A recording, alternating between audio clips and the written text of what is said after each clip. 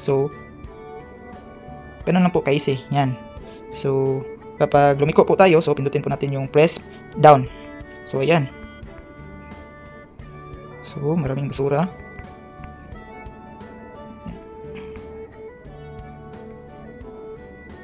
So, ganun lang po ka-easy laruin ito. So, disclaimer, the information provided by the speaker or presenter of this video or platform is for information purposes only and not to promote. All information is provided in good faith. However, we make no representation or warranty of any kind expressed or implied regarding the accuracy, legitimacy, adequacy, validity, reliability, availability, or completeness of this information.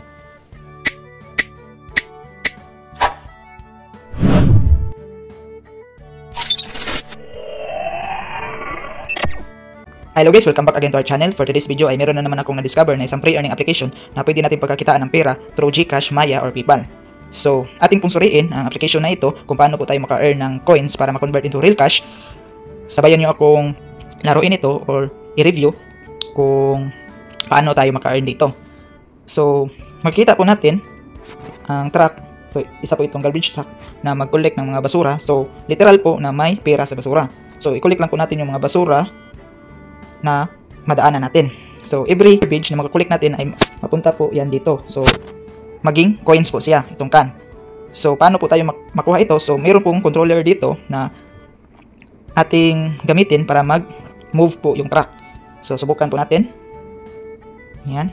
So, ganun lang po ka-easy. Yan. So, kapag lumiko po tayo, so, pindutin po natin yung press down. So, ayan. So, maraming basura.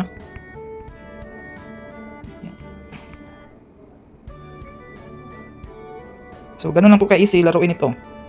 So maghanap pa tayo ng mga basura. Yan.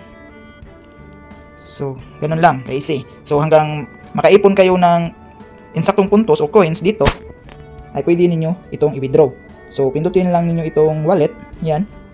So, yan, pwede tayo maka-earn dito sa GCash na 100 up to 500. So, kung maabot na ninyo itong insaktong puntos, ayan, ay pwede na ninyo i-withdraw, i-redeem. So, i-input lang ninyo yung name nyo sa GCash at saka yung account nyo sa GCash, yung number. Tapos, redeem. So, may note dito na 3 business days daw papasok yung request natin. So, sabi dito, please wait up to 3 business days to process your request. Saturdays, Sundays, and holidays are not included. So, wag po tayo mag-withdraw ng Saturdays, Sundays, or kung may holidays man. Ensure that you provide the correct payment details and that they are active. We won't be able to reprocess your request if there are mistakes in your details. So, siguruhin po natin na tama po yung mga detalye na ilagay po natin. So, sa Maya naman, so, ang minimum dito ay 50 pesos hanggang 500. At saka sa PayPal, $2. At saka, $25. So, ang ilagay lang sa PayPal ay yung Gmail address natin or email address. So, back tayo. So, next naman ay dito muna tayo magsimula sa baba. So, sa pagsimula nyo mag-download nito ay may lumabas po dito sa gitna na enter invitation code o enter code. So, ayan, ganyan po ang lalabas. So, enter invitation code to get 10,000 points. So, may direkta po yan dito. So, enter lang nyo ang code dito. Tapos, proceed lang kung sino yung inviter nyo. So, next naman ay dito, more apps. So, meron ding mga apps dito. So, itong mga apps na ito ay legit din.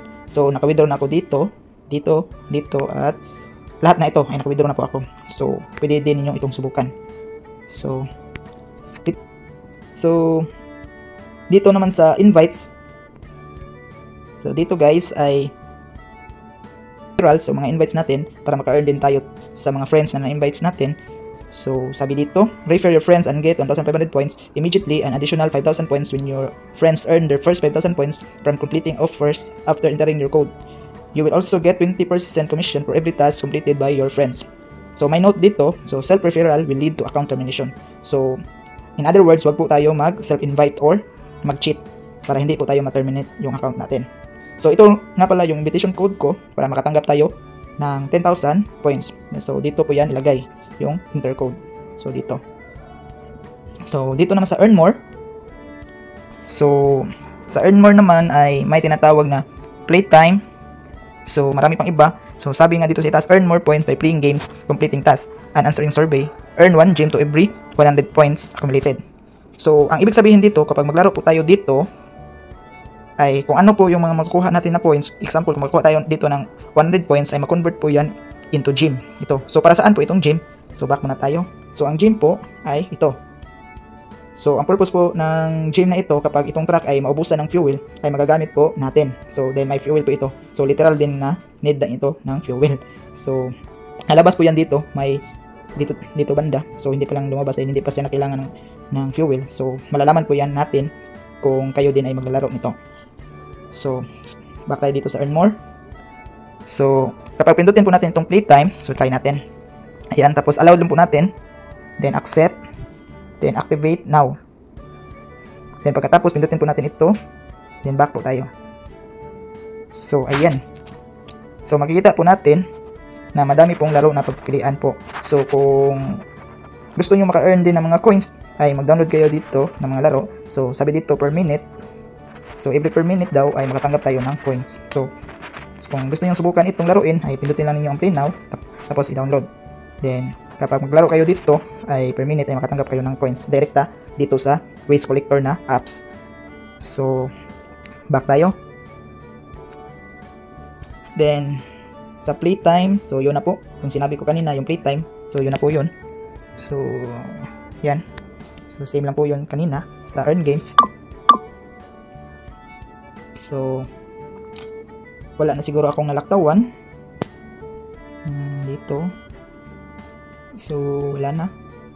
So kung meron kayong katanungan tungkol sa application na ito, ay pwede niyo itong i-contact. So i-email niyo sila kapag meron pong problema ang iyong apps na ito kapag maglaro po kayo. So wala na siguro akong nalaktawan. So i-update ko lang po kayo kung mag-video na ako sa next kong video para malaman natin kung legit po pa talaga ito na application. Pero sure po ako na legit po ito na application. So ayan po, habang nagbibiyahe po ako at nag-collect ng mga garbage, so mayroon pong gas. So ito po yung tinutukoy ko kanina na kailangan po siya ng fuel. So pindutin lang po natin ito. So may note dito, when you refuel the truck, you will need to use gems to purchase the fuel. You can collect gems by patching ads and completing tasks. So okay, so may fuel na naman tayo. So biyahe na naman ulit mag-collect ng basura. So yun lang po, sana meron kayo natutunan sa simple tutorial na ito. So ito nga pala ang application ay bago lang na-release noong August 14, 2024. So God bless. Visit us my YouTube channel, Juni Agatano, and click subscribe and notification bell to keep you updated on my videos. The videos I upload about personal blog and finance. Thank you so much and God bless.